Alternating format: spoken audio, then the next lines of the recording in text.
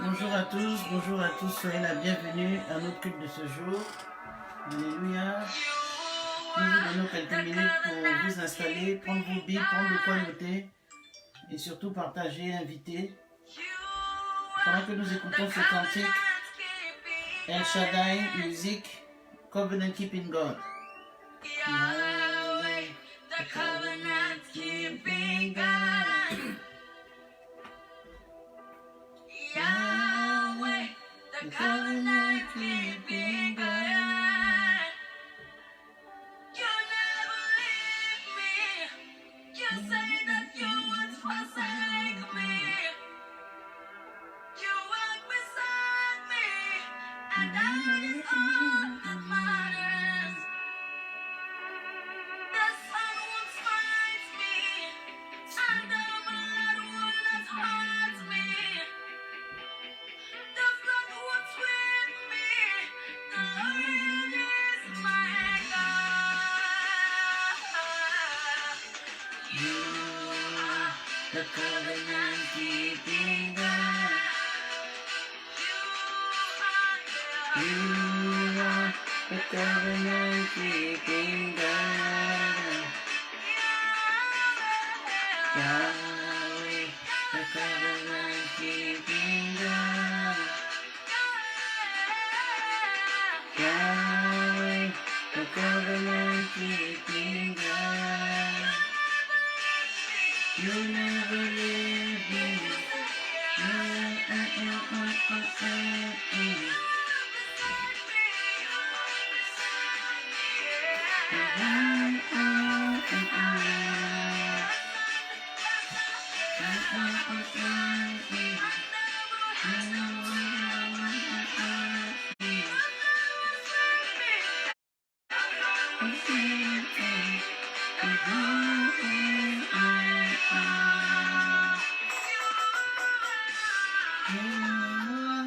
The Covenant Keeping God. You are the Covenant Keeping God. All of my blessings, all of my favor, I got you one by one. You be the Covenant Keeping God.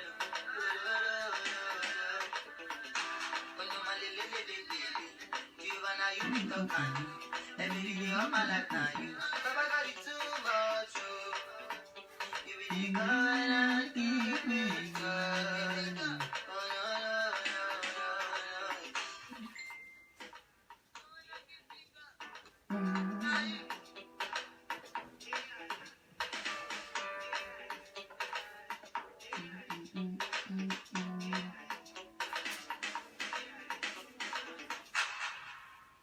Amen, amen, amen, amen. Et en fait, il est notre Dieu d'alliance, alléluia.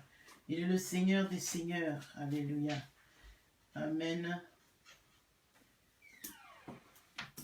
Il est le Seigneur des seigneurs. Il est le Dieu de notre alliance. Il est le Dieu de gloire. Alléluia. Amen. Donc, nous allons aujourd'hui partager un message intitulé « L'ouvrier mérite son salaire ». Alléluia. Et ce message est d'actualité. Alléluia. Il est d'actualité, pourquoi? Parce que nous sommes des ouvriers dans le champ de Dieu. Nous sommes ouvriers pour le Seigneur. Et beaucoup d'entre nous ne savons pas qui doit nous verser notre salaire, qui doit nous verser notre rémunération. Et ce message, par la grâce de Dieu, nous n'allons pas le finir aujourd'hui. C'est un message qui devrait nous durer 2 à 3 dimanches, parce qu'il est très long, parce qu'il y a différents aspects que je voudrais que nous regardions par la grâce de Dieu. Alléluia.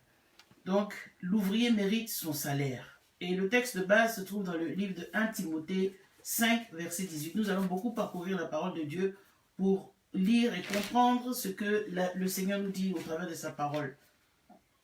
La Bible dit, car l'Écriture dit, tu n'en muselleras point le bœuf comme il foule le grain. Il et l'ouvrier mérite son salaire. 1 Timothée 5, verset 18. car l'Écriture dit, tu n'en muselleras point le bœuf quand il foule le grain, et l'ouvrier mérite son salaire. Et je vais définir un peu ce que c'est que l'ouvrier qui mérite son salaire. D'abord, le mot ouvrier. Qu'est-ce que c'est qu'un ouvrier? Un ouvrier, c'est un travailleur manuel salarié qui a une fonction de production dans l'entreprise. C'est-à-dire que nous sommes dans l'entreprise de Dieu. Il y en a qui pensent que l'œuvre de Dieu est leur propriété privée. L'œuvre de Dieu leur appartient. Donc ils vont te dire mon église. Non, c'est pas ton église, c'est l'église du Seigneur Jésus. C'est l'église du Seigneur. Alléluia. Nous sommes des ouvriers, nous sommes des employés, nous sommes des travailleurs manuels, nous sommes des salariés pour Dieu. Alléluia. C'est vrai que nous sommes au devant des assemblées avec des fidèles, mais les fidèles appartiennent à Dieu. Les fidèles toute l'œuvre appartient à celui qui t'a embauché. Alléluia. Donc nous sommes des ouvriers. Je suis une ouvrière. Alléluia. Et la Bible dit que l'ouvrier mérite son salaire. Donc, qu'est-ce que c'est que le mot mériter? Ça vient du verbe mériter. Ce qui rend quelqu'un digne d'estime, digne de récompense aux égards aux difficultés surmontées. C'est-à-dire que quelqu'un qui est en train de travailler, on lui donne une rémunération qui est estimé selon le travail qu'il a accompli. Alléluia. Donc, mérite. Et salaire, c'est une somme versée en contrepartie d'un travail effectué. Donc, pour parler de salaire, quand on parle de l'œuvre de Dieu, il faudrait s'adresser à celui qui nous a embauchés. Il faudrait s'adresser au maître de la moisson. Donc, il faut s'adresser à Dieu. Alléluia. Donc, c'est Dieu qui rémunère ses ouvriers. Donc, quel est le contexte de ce texte-là? Donc la première partie du verset, le verset en deux parties, voilà, c'est comme j'aime souvent dire 5a ou 5b, donc le verset en deux parties. La première partie du verset c'est « Car l'Écriture dit, tu n'en muselleras point le bœuf quand il foule le grain ». Ça c'est la première partie. Et la première de cette partie de ce verset ce sont des références du livre de Deutéronome au chapitre 25 au verset 4 et dans 1 Corinthiens 9 verset 9 où il est écrit « Car il est écrit dans la loi de Moïse, tu n'en muselleras point le bœuf qui fule le grain. Est-ce des bœufs que Dieu prend soin? » Vous voyez? Donc, Dieu prend soin de la création. Dieu prend soin de sa créature. Il prend soin de toute la créature. Parce que quand nous regardons à la nature, nous nous rendons compte qu'il y a un écosystème qui est mis en place par Dieu lui-même afin que chaque être vivant puisse se nourrir d'un autre être vivant. Et si cet écosystème n'était pas mis en place, ou cet écosystème ne marchait pas, évidemment, nous ne serions peut-être pas vivants parce que nous allons peut-être manquer d'air, parce que nous avons besoin des arbres, nous avons besoin de tous les insectes, même les plus petits, même ceux que nous n'aimons pas, pour nous aider à vivre. Alléluia. Donc c'est un écosystème que Dieu a mis en place. Donc Dieu se soucie de sa créature. Alléluia. Et la Bible en parle. Amen. Mais la deuxième partie qui nous intéresse, c'est la partie où on dit « Et l'ouvrier mérite son salaire ». Parce que beaucoup utilisent ça pour justifier des comportements dans l'église. Alléluia. Cette partie-là est reprise dans Luc 10, verset 7 et Matthieu 10, verset 10, où la Bible dit « Ni sac pour le voyage, ni de tunique, ni souliers, ni bâton, car l'ouvrier mérite sa nourriture. » Ça, la Bible a utilisé sa nourriture dans ces versets-là. Donc les disciples devaient, quant à leurs besoins, dépendre entièrement de celui qui les envoyait. Alléluia. Les disciples devaient dépendre entièrement de celui qui les envoyait. Parce qu'il était digne de pourvoir à leurs besoins. Et il est toujours digne parce qu'il s'appelle Emmanuel. Dieu avec nous. Il n'a pas changé le même hier, aujourd'hui, éternellement. Et le même Dieu qui a pourvu aux besoins de ses disciples dans les temps passés, il est le même Dieu qui pourvoit pour ses disciples dans ces temps que nous vivons. Alléluia. Donc, si il a dit que vous allez et vous ferez des miracles en mon nom et ceci. Donc, si les miracles est pour le monde une preuve de puissance de notre maître, alors la provision à nos besoins est aussi une preuve de puissance de notre maître pour nous. Mais pourquoi est-ce que nous nous inquiétons tant? Si nous savons que nous avons été embauchés par l'embaucheur par excellence, par le maître lui-même, nous devons comprendre qu'en tant qu'ouvrier, il se souciera de payer notre salaire. Nous n'avons pas besoin de rentrer dans toutes sortes de tractations, dans toutes sortes de manipulations, dans toutes sortes de mensonges pour pouvoir obtenir ce dont nous avons besoin. Alléluia. Donc nous comprenons que L'ouvrier, c'est celui qui est envoyé d'abord pour accomplir une mission, et le maître, c'est le Seigneur de la moisson. Alléluia. Le maître, c'est le Seigneur de la moisson, c'est le créateur de l'univers et du ciel et de la terre, c'est le créateur de tout l'univers. Et la Bible dit en Matthieu 9, verset 37, verset 38, alors il dit à ses disciples, et c'est Jésus qui parle, la moisson est grande, mais il y a peu d'ouvriers. Priez donc le maître de la moisson d'envoyer des ouvriers dans sa moisson. Donc si nous prions le maître de la moisson d'envoyer des ouvriers dans sa moisson, il est à même de rémunérer ses ouvriers. Amen. Il est à même de prendre soin de ses ouvriers. Et ce sont ces aspects-là que nous allons regarder. Nous allons regarder à deux sortes d'ouvriers. Quelles sont les sortes d'ouvriers dont la Bible parle? Et nous allons nous focaliser sur deux sortes d'ouvriers, particulièrement pour cette étude-là. Il y en a peut-être d'autres pour une autre étude, mais pour cette étude précisément, nous allons regarder à deux ouvriers. Nous allons regarder à l'ouvrier insensé, nous allons regarder à l'ouvrier sage. Et nous allons aussi regarder après au salaire et autres. Ça sera dans les dimanches à venir. Mais aujourd'hui, nous allons regarder à l'ouvrier insensé. Et pour l'ouvrier insensé, nous allons aller dans le livre de 2 Rois, au chapitre 5, versets 20 à 27. 2 Rois, chapitre 5, versets 20 à 27. Je vais lire la parole de Dieu au nom de Jésus. 2 Rois 5, versets 20 à 27. La Bible dit, Géasi, serviteur d'Élisée, d'abord je vais commencer un peu au-dessus, dit, lorsque Naaman eut quitté Élisée, et qu'il fut à une centaine de distance, Géasi, serviteur d'Élisée, l'homme de Dieu, se dit en lui-même, voici mon maître a ménagé Naaman, ce Syrien, en n'acceptant pas de sa main ce qu'il avait apporté. L'Éternel est vivant, je vais courir après lui et j'en obtiendrai quelque chose. Et Géasi courut après Naaman. Naaman, le voyant courir après lui, descendit de son char pour aller à sa rencontre. Et il dit, tout va-t-il bien? Il répondit, tout va bien. Mon maître m'envoie te dire, voici, il vient d'arriver chez moi 2 jeunes gens de la montagne d'Éphraïm, d'entre les fils des prophètes. Donne pour eux, je te prie, 1 talent d'argent et 2 vêtements de rechange. Naaman dit, consent à prendre 2 talents. Il le pressa et il serra 2 talents d'argent dans 2 sacs. Dans 2 sacs, donna 2 habits de rechange et les fit porter devant Géasi par 2 de ses serviteurs. Arrivé à la colline, Géasi les prit de leurs mains et les déposa dans la maison, et il renvoya les gens qui partirent. Puis il alla se présenter à son maître, Élisée, et il dit, d'où viens-tu, Géasi? Il répondit, ton serviteur n'est allé ni à droite, ni d'un côté, ni d'un autre. Mais Élisée lui dit, mon esprit n'était pas absent lorsque cet homme a quitté son char pour venir à ta rencontre. Est-ce le temps de prendre de l'argent, de prendre des vêtements, puis des oliviers, des vignes, des brebis, des bœufs, des serviteurs et des servantes? La lèpre de Naaman s'attachera à toi et ta postérité pour toujours. Et Géasi sortit de la présence d'Élisée avec une lèpre comme la neige. Alléluia. Voici Géasi, l'ouvrier insensé. Alléluia.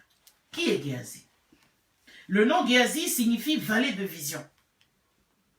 Une vallée de vision. Alléluia. On peut dire que ce serviteur-là portait vraiment très mal son nom. Alléluia. Vallée de vision. Alléluia. Et à part ça, on ne sait vraiment pas, on n'a pas vraiment l'historique de Géasi, on n'a pas vraiment beaucoup de choses qui nous disent d'où il vient, de quelle famille il vient et tout ça. Mais ce que nous savons, c'est qu'il était serviteur d'Élisée. Élisée était le prophète, évidemment. Il était le prophète qui a été serviteur d'Élie avant lui. Alléluia. Et on peut se dire qu'il était peut-être, il faisait peut-être partie des fils des prophètes dont la Bible nous parle souvent. Au temps d'Élie, il y avait les fils des prophètes et autres. Donc nous ne savons vraiment pas d'où nous vient Géasi. Mais ce que nous savons, c'est que Géasi avait un potentiel. Et nous l'avons pu l'observer dans 2 Rois, chapitre 4, verset 14, où Géasi par sa perspicacité, il a aperçu la femme sunamite qui désirait un fils, parce qu'il a dit à Élisée, cette femme, elle n'a pas de fils. Et elle a sûrement désiré un fils. Donc, on voit qu'il a été perspicace quelque part. On voit aussi sa fidélité lors de l'incident de la mort d'un garçon, du garçon de la femme, évidemment, encore dans 2 Rois, au chapitre 4, verset 29, lorsque Élisée lui a donné son bâton pour qu'il aille prier pour le jeune garçon. Et on voit aussi qu'il était auprès du roi lorsque il témoignait de ce que le Seigneur a fait au travers de la vie d'Élisée, et ainsi de suite. En tout cas, il y a eu pas mal de passages dans la Bible, surtout dans le livre de 2 Rois, où nous voyons les services de Géasi. Mais nous savons déjà tout simplement que Géasi était serviteur d'Élisée. Alléluia. Et ça, c'est important. Alléluia. Mais Géasi a été testé par le Seigneur plusieurs fois dans sa marche. Il a été testé pour sa compassion. Il a été testé pour son honnêteté. Il a été testé pour sa cupidité. Et il a échoué lamentablement à tout. Il a échoué misérablement à tous ces tests. Alléluia. Et c'est ce que nous allons voir. Parce que nous aussi, dans notre marche avec le Seigneur, dans notre service auprès du Seigneur, nous sommes testés. Peut-être que tu ne le sais pas, mais je suis venu te dire que nous sommes testés. Nous sommes testés pour notre compassion. Parce que si tu n'as pas la compassion, tu ne peux pas servir Dieu. Alléluia. Le Dieu que nous servons, c'est un Dieu de compassion. Alléluia. Il est amour. Et cet amour est manifesté au travers de sa compassion qu'il a pour nous. Notre Dieu que nous servons, nous ne pouvons pas le servir si nous ne sommes pas honnêtes. Parce qu'il dit que sois fidèle dans les petites choses avant qu'il te confie de grandes choses. Mais s'il t'a encore rien confié de grand, et pour la petite chose qu'il te confie, tu es cupide, alléluia, il ne te confiera jamais de grandes choses. Si dans ton comportement journalier, tu montres à Dieu que tu es égoïste, il ne te confiera rien de grand. Alléluia. Si dans ton comportement journalier avec Dieu, tu montres que tu es méchant ou méchante, il ne te confiera rien de grand. Et aussi la cupidité. Il y a des gens qui sont cupides. Et ils ont une cupidité qui est subtile. Vous savez que ce n'est pas visible à l'œil nu. Mais dans des petits comportements, tu te rends compte que la personne est cupide. Alléluia. Amen. Et ici, Géasi, il a échoué misérablement. Alléluia. Nous allons regarder premièrement que Géasi était de mauvaise foi. Mais il était d'une mauvaise foi incroyable. 2 Rois 5, verset 20. Alléluia. Géasi, serviteur d'Élisée, homme de Dieu, se dit en lui-même, voici mon maître a ménagé Naaman, ce Syrien, en n'acceptant pas de sa main ce qu'il avait apporté. L'Éternel est vivant, je vais courir après lui, et j'en obtiendrai quelque chose. Non seulement il est malhonnête, mais en plus avec ça, il a le culot d'utiliser le nom de l'Éternel. Alléluia. L'Éternel est vivant, dit-il. Est-ce que quelqu'un comme Géasi peut se permettre de dire l'Éternel est vivant? Un gros malhonnête comme ça. Alléluia. Alléluia. Amen. Donc, on va noter d'abord, il a dit, mais il est tellement gonflé ce Géasi, là, il dit, voici mon maître a ménagé Naaman. Ménagé. Pour Géasi, Naaman était un Syrien, Naaman était un ennemi. Alléluia. Naaman était un adversaire. Et quand tu lis l'histoire de la Bible, tu vas te rendre compte que les Syriens ont fait beaucoup de mal, alléluia, au peuple d'Israël. Alléluia. Mais ce n'était pas le rôle de Naaman, alléluia, de venger le peuple. Non, non, non, non, non. Alléluia. Ce n'était pas son rôle de venger le peuple. Le Dieu que le peuple servait était capable de prendre soin de son peuple. Alléluia. Mais Naaman voulait se passer pour le justicier, celui-là qui devait venger Israël. Alors donc, il dit, mais ce gars-là, pourquoi mon maître l'a ménagé? Alléluia. Et il l'a laissé partir tranquillement, sans chercher à l'escroquer. Alléluia. Souvent, il y a des gens comme ça dans nos assemblées. Au milieu des serviteurs de Dieu, il y a des Naamans. Eux qui veulent se faire justice. Alléluia. 2 Rois 5, verset 20. Eux qui veulent se faire justice. Bon, celui-là, comme je sais qu'il m'a fait ça, je vais lui rendre le coup. Œil pour œil, dent pour dent. Mais le même Dieu qui a dit œil pour œil, dent pour dent, il a dit à moi la vengeance, à moi la rétribution des péchés. Toi, tu as quel problème? Alléluia. Donc, quel était le problème de Géasi? Il dit ce Syrien. Donc, c'est d'une façon péjorative, d'une façon, comment on appelle ça? En méprisante, ce Syrien. Mais Naaman, c'était quand même un chef d'armée. Et lui, il a dit, ce Syrien-là. Pour lui, Naaman, c'était rien du tout. Alléluia. Il a vu une occasion de vengeance en passant par l'escroquerie. Mais nous voyons ça dans les églises. Nous voyons ça au milieu de nous. Des escrocs mandatés, pentatés. Allez, alléluia. Ils ne peuvent rien faire sans chercher à escroquer. Ils ne peuvent rien faire sans chercher à manipuler. Ils peuvent rien faire sans chercher à obtenir quelque chose. Alléluia. Eux-mêmes, ils se fixent leur salaire. Alléluia. Et avec ça, j'ai dit tout à l'heure qu'il a le culot de dire, d'utiliser le nom du Seigneur. Il dit, l'Éternel est vivant. Ça, c'était l'expression de son maître, Élisée. Alléluia. Il invoque l'Éternel pour s'emparer des richesses des gens. Il invoque le nom de l'Éternel pour voler les gens. Alléluia. Il invoque le nom de l'Éternel. Pendant que lui, son maître, a refusé de prendre tous ses biens, là, lui, il a le culot d'invoquer le nom de l'Éternel pour aller voler, pour aller manipuler, pour aller mentir, pour aller extorquer. Alléluia. Amen. Il est de mauvaise foi. Et nous avons des serviteurs qui sont de mauvaise foi dans l'église. Qui sont de mauvaise foi sur la toile, sur les réseaux sociaux. Ils sont de mauvaise foi. Ils viennent prêcher un message qui n'a rien à voir avec l'évangile. Pour extorquer, pour escroquer les gens. Alléluia. Ils sont de mauvaise foi. Ce sont les Géasi des temps modernes. Alléluia. Ils sont cachés derrière leur moniteur et ils racontent des salades à longueur de journée. Alléluia. Ils ne prêchent jamais l'évangile de vérité. Ils ne prêchent jamais Christ. Tu vas voyager, tu vas t'envoler ici, tu vas faire ici, tu vas enfanter, tu vas te marier, tu vas avoir l'argent demain, tu vas travailler demain. Pour des gens qui sont vautrés dans le péché. Ce sont les Géasi des temps modernes. Alléluia. Et puis là, il dit en plus, et j'en obtiendrai quelque chose. Donc, il sait sciemment, il le fait sciemment pour obtenir. Il le fait sciemment pour escroquer. Il est conscient de ce qu'il fait. Il ne peut pas dire que c'est un esprit qui l'a manipulé. Il est conscient de ce qu'il fait. Alléluia. Il avait un cœur rempli de convoitise. Un cœur rempli de cupidité. Alléluia. Pour le matériel. Et nous avons ce genre de serviteurs-là de nos jours. Leurs cœurs sont remplis de la convoitise, du matériel. C'est le matériel qui les intéresse. Alléluia. Amen. Que Dieu vienne à notre secours. Les serviteurs de mauvaise foi. Alléluia. La Bible dit dans 2 Corinthiens 2, 17, car nous ne falsifions point la parole de Dieu comme font plusieurs, mais c'est avec sincérité. Mais c'est de la part de Dieu que nous parlons en Christ devant Dieu. Alléluia. Nous ne devons pas falsifier la parole de Dieu pour en tirer profit. C'est ce que la Bible nous dit. Alléluia.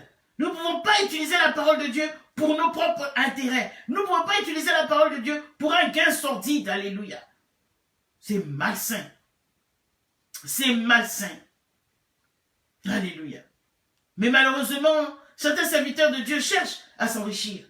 Ils cherchent à accumuler de grandes richesses, de grands biens matériels, alléluia, en proclamant que Christ a versé son sang en offrant le salut. Alléluia. Ils utilisent le nom de Christ pour leur propre gain. Alléluia. Alléluia. Amen. Et Paul pouvait dire, en Éphésiens 3, verset 8, « À moi qui suis le moindre de tous les saints, cette grâce a été accordée d'annoncer aux païens les richesses incompréhensibles de Christ, en trésor de l'Égypte. » Alléluia. En trésor de l'Égypte. Les richesses incompréhensibles de Christ. Alléluia. Il ne parle pas des richesses matérielles. Alléluia. Mais il parle des richesses qui sont en Christ pour ses enfants, qui sont en Christ pour ses serviteurs. Alléluia. Amen. La première richesse dont le Seigneur nous parle n'est pas une richesse matérielle. Parce que lorsqu'on dit Dieu va t'élever, les gens pensent à l'argent. Les gens pensent à un statut quelconque pour paraître aux yeux des hommes. Et la première richesse, c'est le salut de ton âme. Alléluia. Et le salut de ton âme. Et les trésors de l'Égypte, de quoi il s'agit? Ça nous parle ici de Moïse. Moïse qui a grandi dans la maison de Pharaon. Moïse qui était appelé le fils de la fille de Pharaon, c'est-à-dire le petit-fils de Pharaon. Alléluia. La Bible qui n'a pas regardé à tous les trésors de l'Égypte. Il savait qu'il appartenait à ce peuple esclave. Alléluia. Et il a choisi de marcher avec le peuple esclave que de choisir les trésors de l'Égypte. Pendant 40 ans, il a été élevé dans la maison de Pharaon. Il avait tout ce dont il avait besoin. Alléluia. Amen. Mais il a regardé tout cela comme de la boue. Est-ce que nous allions le faire? Nous qui aimons le luxe, Nous qui aimons paraître. Nous qui aimons que les gens parlent de nous. Nous qui nous soucions de ce que les gens vont dire. Oui, lui là va dire ça. Oh, lui là va penser ça. Mais tant qu'on va vivre dans l'opinion des gens, tant qu'on va vivre vis-à-vis des opinions des gens, vis-à-vis de ce que les gens pensent, mais tu ne vis pas, tu survis. Parce que tu vas constamment chercher à plaire à quelqu'un. La personne à qui nous devons chercher à plaire, c'est Dieu. C'est ce que Dieu dit qui est important. C'est ce que Dieu pense qui est important. Le reste, on s'en fiche. Alléluia. Tant que nous sommes en paix avec le Seigneur, c'est ce qu'il compte. Le reste ne compte pas. Le reste n'a pas d'importance. Alléluia. Moïse n'a pas regardé à être dans un palais luxueux, à avoir des servantes et des serviteurs, des gens pour le laver, des gens pour lui donner à manger. Oui, parce que dans le temps, on les lavait, les pharaons et autres. Les gens qui étaient dans ces postures, on les lavait. Ils se lavaient même pas eux-mêmes, ils s'asseyaient quelque part dans de l'eau et puis il y a des gens pour les laver. Tout ça, la Bible dit qu'il n'a pas regardé au trésor de l'Égypte. Mais c'est sa foi qui s'est manifestée. Parce qu'il savait que tout cela n'était qu'illusion. Alléluia. Amen. Il a refusé de t'appeler fils de Pharaon. Fils de la fille de Pharaon. Ensuite, il a préféré subir et vivre l'affliction de son peuple. Alléluia. Bien-aimé, c'est le péché, c'est un péché que d'être en dehors de la place où Dieu nous veut comme sien. C'est un péché de ne pas être là où Dieu nous veut. C'est un péché de ne pas faire ce que Dieu nous demande de faire. Car nous ne sommes plus en communion avec lui à cet instant-là. À partir du moment où nous ne sommes pas là où Dieu nous veut, nous ne sommes plus en communion avec lui. Alléluia. Amen. Amen. Et c'est un danger. De ne plus être en communion avec Dieu est un danger. Alléluia. Amen. Au jour de nos jours, bien-aimés, il y a des chrétiens, en prenant la place, ils prennent la place de Dieu au sein du peuple de Dieu. Oh. Il y a des pasteurs qui prennent la place de Dieu. Il y a des serviteurs qui prennent la place du maître. Comment toi, un serviteur, tu veux prendre la place du maître? Nous sommes de mauvaise foi. Nous voulons être adorés. Nous voulons être acclamés. Nous voulons l'approbation de tous. Le maître même n'a pas eu l'approbation de tous. Mais nous voulons l'approbation de tous. Il faut que celui-là parle bien de moi. Il faut que celui-là m'acclame. Il faut que celui-là me regarde. Il faut que celui-là ait une haute estime de moi. Si cela pouvait emmener au ciel, c'était bien.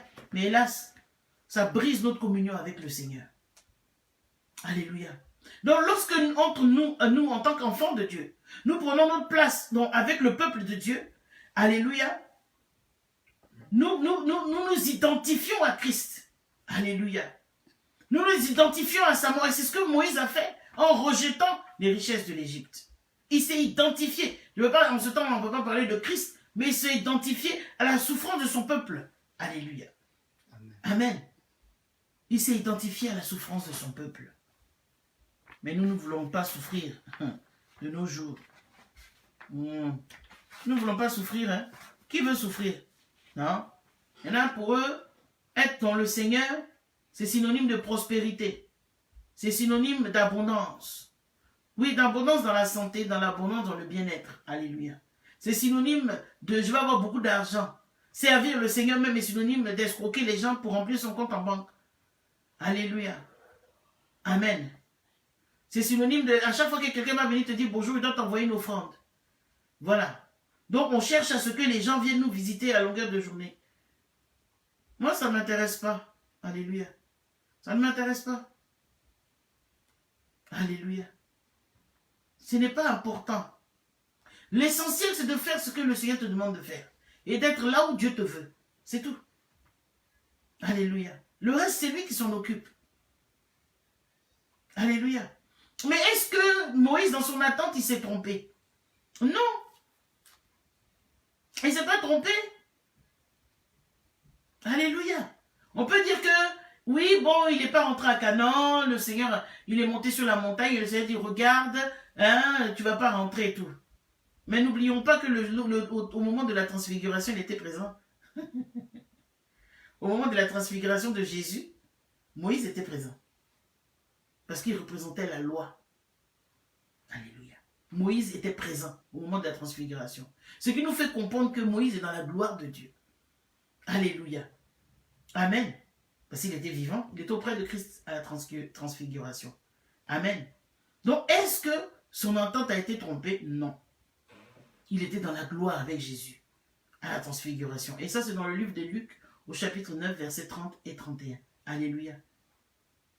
Amen. Alléluia. Deuxièmement, Géasi, il était un menteur, cupide, animé par le gain. Amen. Amen. Il était intéressé. 2 Rois 5, versets 22 et 25. Verset 22, 2 Rois 5, versets 22 et 25. Verset 22, il dit, il répondit, tout va bien. Mon maître m'envoie te dire, voici, il vient d'arriver chez moi 2 jeunes gens de la montagne d'Éphraïm, d'entre les fils des prophètes. Donne pour eux, je te prie, 1 talent d'argent et 2 vêtements de rechange. Au verset 25, il dit, puis il alla se présenter à son maître. Élisée lui dit, d'où viens-tu, Géasi? Il répondit, ton serviteur n'est allé ni d'un côté ni d'un autre. En plus, il ment. Alléluia. Il ment pour s'approprier le bien d'autrui. Alléluia. Il ment devant son maître qui, par son esprit, a su d'où il venait. Alléluia. Mais il ment. Il ment. Il a bradé le don gratuit de Dieu. Alléluia. Le don gratuit du don de Dieu, le don gratuit de Dieu, celui qui montre qu'il a soin de ses petits-enfants et les résultats désastreux ne se produisent pas. C'est-à-dire que c'est Dieu qui a mis au cœur d'Élisée de ne pas prendre l'offrande de Naaman. Quelle audace de la part de Géasi. Quelle audace inexplicable, bien-aimé. S'il avait eu ne serait-ce que la moindre conscience d'être connu et sondé par l'Éternel, il n'a même pas craint Dieu. Non seulement il ment à Élisée, mais il ne craint même pas Dieu. Alléluia. Un menteur de première classe. Alléluia. Le Seigneur voyait tous ses mouvements. Parce qu'il pouvait se dire que, oh, Élisée n'est pas là, donc je... Bon. Mais Dieu. Alléluia.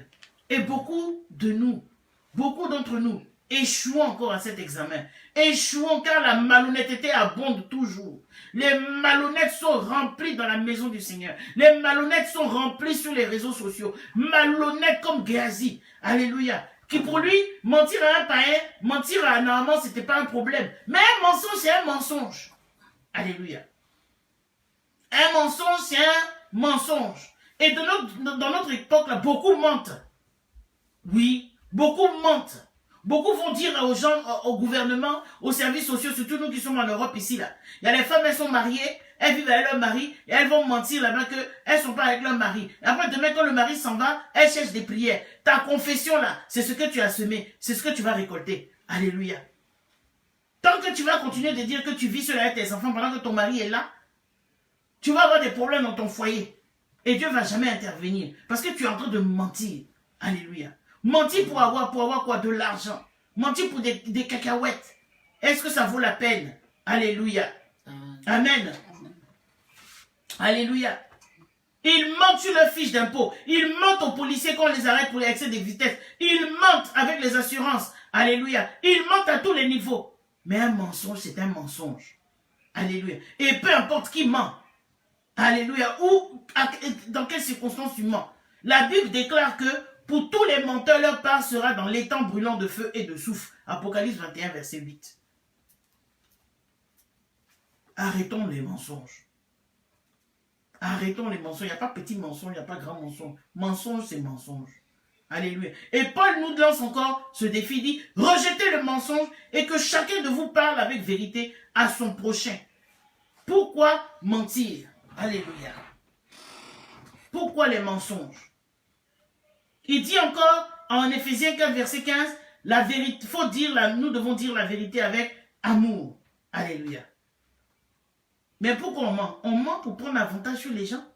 On ment pour échapper à des conséquences de nos actions. Alléluia. C'est pour ça que les gens mentent. Mais la prochaine fois que nous sommes tentés de mentir, bien-aimés, souvenons-nous des conséquences des mensonges de Géasi. Souvenons-nous de ce que Géasi a récolté à cause de son mensonge. Alléluia. Et Dieu ne prend pas à la légère le mensonge. Il a de la haine, la Bible dit, et pour la langue trompeuse. Proverbe 6, versets 16 à 17. Le Seigneur a de la haine pour la langue trompeuse. Alléluia. Et la cupidité et le mensonge de Géasi font au contraire ressortir la générosité de Naaman. Naaman, bon, lui, il a même pas douté même de la parole de Géasi. Avec le miracle qu'il a vu accomplir dans sa vie, il s'est dit que, bon, il est venu honnêtement. Donc le voici en train de manifester toute sa bonté pour dire merci. Alléluia. Donc il se faisait tromper par un ouvrier malhonnête, un ouvrier insensé. Géasi est un insensé, comme beaucoup le sont aujourd'hui. Alléluia. Mais la Bible dit, et ça m'a un peu troublé. La Bible dit que Géasi a pris 2 talents. Il avait demandé 1 talent, mais la générosité de Naaman lui a donné 2 talents. Et les talents, la Bible dit que Naaman a mis ça dans un sac. Donc je me suis demandé, mais les talents là même, c'est combien? Alléluia. Qu'est-ce que ça représente? Et je suis parti faire mes recherches. Donc, le talent, le terme hébreu pour talent, qui était kikr, c'est comme ça s'écrit, hein, kikr, signifie un disque rond, en argent ou en or, ou un pain en forme de disque. Et en grec, le mot vient de télanton, une grande mesure monétaire égale à 6000 drachmes ou deniers, et les pièces d'argent grecques et romaines. Sont des pièces d'argent grecques et romaines. Et le talent était l'unité de mesure biblique la plus lourde ou la plus grande à l'époque. Donc, quand on parle de 1 talent, alléluia, 1 talent équivaut à 35 grammes environ. Donc, de nos jours, 1 talent d'argent est égal à 4890 livres sterling, 10 pounds. 4890 pounds. Sinon, 5849 euros. Sinon, 6606 dollars. Ou encore 3 836 401 CFA. Et Naaman lui en a donné 2. Donc vous multipliez ça par 2. Voilà pourquoi il avait besoin de sacs pour transporter cet argent-là. Vous vous rendez compte de ce que ça représentait? Et Élisée a refusé de prendre ça parce qu'il a vu le don gratuit de Dieu pour une âme perdue. Parce que ce n'était pas seulement la guérison physique de Naaman, mais Naaman avait besoin d'une guérison spirituelle. Alléluia. Et cette guérison spirituelle, elle n'a pas de prix. Parce que Jésus a payé le prix pour ça. Alléluia. Donc, la Bible dit que Géasi est parti caché. Parce que la Bible nous dit que Naaman a serré l'argent dans 2 sacs qu'il a remis à 2 serviteurs avec les vêtements pour accompagner Géasi. Mais arrivé à un point, Géasi, il leur a pris des choses, il a mis dans la maison, puis il a dit, bon, repartez. Parce que si il allait plus loin avec les serviteurs allaient sûrement demander à aller présenter ça à Élisée, et même à voir les gens qui allaient bénéficier de ces dons-là. Alléluia. Géasi cache toute cette richesse. C'est le résultat d'une mauvaise conscience. Alléluia. Il avait une mauvaise conscience. Engagé dans des voies tortueuses que l'on cherche à dissimuler aux hommes. Il cherchait à dissimuler ce qu'il avait soutiré. Alléluia. Mais est-ce qu'il avait réellement caché ça à Dieu? Il avait caché ça à ses yeux, à Élisée. Mais Dieu était présent. Dieu est omniprésent, il est omnipotent, il est partout en même temps. Alléluia. La Bible ne nous dit pas comment la cupidité de Géasi a atteint un tel niveau. Alléluia. Et comment ça s'est passé? La Bible ne nous parle pas de ça. Mais ce que nous savons, c'est que Géasi avait échoué. Il était cupide. Alléluia. Il aimait l'argent. Alléluia. Alléluia. Il pouvait même, vous voyez, avec tous les miracles qu'Élisée a pu faire dans son ministère, Géasi pouvait seulement dire que mais Élisée, mon maître là, c'est un idiot. Il peut utiliser tous les dons que Dieu lui a donnés pour se faire un peu d'argent, pour se faire un peu des affaires. Et c'est ce que nous voyons dans l'église aujourd'hui. Dès que quelqu'un voit qu'il a un petit don de prophétie, qu'il a un petit don de parole de connaissance, c'est fini, il va ouvrir un petit cabinet de consultation, il va faire des consultations, tu deviens un marabout féticheur. Et tu te fais payer, mais parce que les marabouts féticheurs, on leur donne de l'argent pour aller les consulter. Alléluia. Et c'est ce que nous voyons dans l'église. Nous marchandons la grâce de Dieu. Nous marchandons les dons de Dieu. Alléluia. Ce n'est pas toutes les offrandes qu'il faut prendre. Alléluia. Donc, bien aimé, depuis la nuit des temps, la cupidité est l'un des plus grands problèmes des hommes. La cupidité est l'un des plus grands problèmes des hommes. Alléluia. La Bible nous dit dans l'Ancien Testament, le dernier des 10 commandements dit, tu ne convoiteras pas. Exode 20, verset 17.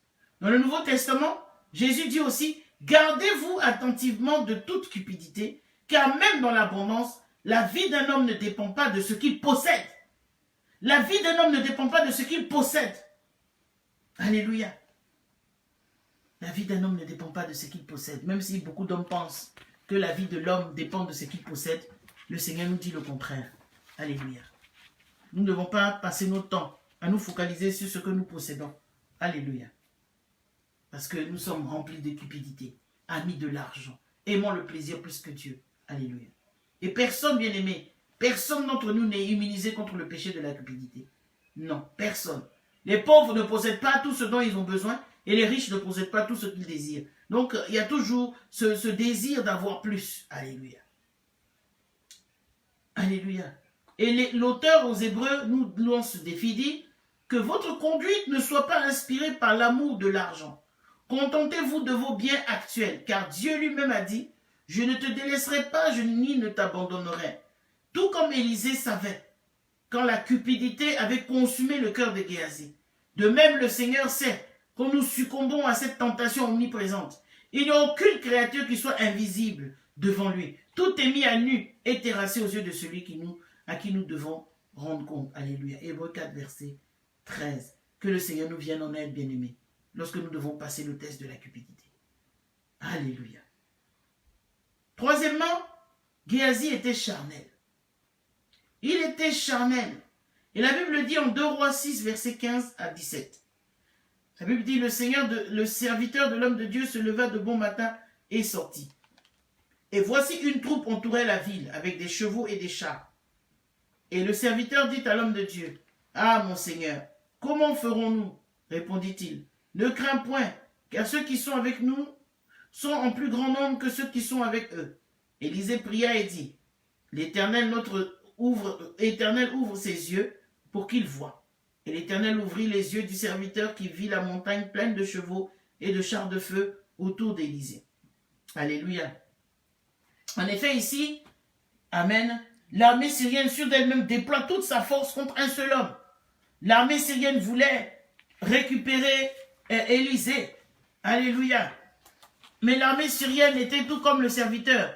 On n'est pas sûr que ce soit Géasi, mais nous pensons que c'est Géasi, puisque c'est lui qui servait Élisée. Alléluia. Mais il était charnel. Lui, il regardait à ce qu'il pouvait voir. Il voyait une armée nombreuse qui venait contre son maître et lui. Il se dit, nous sommes perdus. Ils vont nous tuer. Alléluia. Il était terrifié. Alléluia. Il a couru dans la maison. Oh Seigneur, comment on va faire? Oh maître, comment on va faire? On est perdus. Hein? Ils vont nous prendre, ils vont probablement nous tuer. Qu'est-ce qu'on va devenir? Alléluia. Et la Bible dit qu'Élisée dormait. Il devait sûrement regarder son serviteur pour dire, mais ce gars, il n'a vraiment rien compris. Alléluia. Le serviteur était tout affolé. Mais Élisée le rassurait. Alléluia. Bien-aimés, nous nous identifions parfois avec ce serviteur-là. Quand nous nous sentons submergés par le monde, nous voyons le péché et la tentation autour de nous. Et la situation, nous sommes sans espoir. Nous avons parfois même envie de crier. Comment ferons-nous? Comment nous allons nous en sortir? Alléluia. Et c'est là que la voix d'Élisée, le message d'Élisée à ce serviteur, à Géasi, qui dit ne crains pas, dit Élisée. Alléluia. C'est toujours la première parole de la grâce. Elle a le don de nous rassurer, de rassurer cette âme angoissée. Cette vision accordée au serviteur d'Élisée à la demande du prophète. Le prophète demande au Seigneur, Père, ouvre-lui les yeux, qu'il voie que ceux qui sont avec nous sont plus nombreux que ceux qui sont contre nous. Alléluia. Et le Seigneur accorde à Élisée cette prière et il ouvre les yeux de Géasi afin qu'il voie que ceux qui sont avec eux sont plus nombreux. Et il voit une armée d'anges autour d'eux. Alléluia. Le serviteur insensé, il ne porte pas de fruits. 2 Rois 4, verset 31. Alléluia. La Bible dit Géasi les avait devancés et il avait mis le bâton sur le visage de l'enfant. Mais il n'eut ni voix ni signe d'attention. Il s'en retourna à la rencontre d'Élisée et lui rapporta la chose en disant, l'enfant ne s'est pas réveillé. Alléluia. Il était sans doute excité, sans doute joyeux que le prophète lui ait fait confiance et lui ait donné cette responsabilité. Alors il court à grands pas, il court avec le bâton d'Élisée dans la main pour aller vers l'enfant, pour aller prier. Alléluia. Mais malheureusement, rien ne s'est passé. Et il revient, alléluia, vers Élisée et la femme. Et il secoue la tête pour dire que rien ne s'est passé. Bien-aimé, ce n'est pas tout que d'avoir la puissance entre les mains. Alléluia. Les disciples entouraient le Seigneur Jésus. Ils avaient la puissance, ils avaient reçu l'autorité sur tous les démons et le pouvoir de guérir les malades. Alléluia. Mais quand il a fallu guérir ce démoniaque, ils n'ont pas pu le guérir. Pourquoi? Parce que cela dépendait de leur communion personnelle. Alléluia. S'ils avaient eu de la foi comme un grain de moutarde ou comme un grain de sénévé, il aurait déplacé les montagnes. Mais ces esprits ne sortaient que par la prière et par le jeûne. Il fallait un état personnel de dépendance et de séparation du mal pour pouvoir user de la puissance. Ce n'est pas le tout d'avoir la puissance, mais est-ce que tu as le Seigneur de la puissance? Alléluia. Est-ce que ton l'état de ton cœur est disposé? Et c'est ce qui manquait à Géasi. Alléluia. Quel est l'état de notre cœur? Quel est l'état de nos cœurs aujourd'hui? Quel est l'état de ton cœur bien-aimé? Comment est-ce que tu gères les situations? Alléluia. Alléluia. Et je veux m'arrêter ici pour aujourd'hui. La première partie de ce message. Nous allons continuer dimanche prochain pour la deuxième partie de ce message. Alléluia. Nous sommes encore en train de regarder à l'ouvrier insensé. Mais ce soir, cet après-midi, je nous laisse avec cette question. Quel est l'état de notre cœur? Quel est l'état de nos cœurs? Alléluia. Vis-à-vis de l'œuvre de Dieu. Quel est l'état de nos cœurs? Vis-à-vis de la mission que le Seigneur nous confie. Quel est l'état de nos cœurs vis-à-vis des autres aussi? Alléluia. Amen. Que Dieu nous bénisse abondamment. Partagez ce message qui fasse du bien à quelqu'un. Et nous nous retrouvons dimanche prochain ici à 14 h pour la suite de ce message. Que Dieu nous bénisse.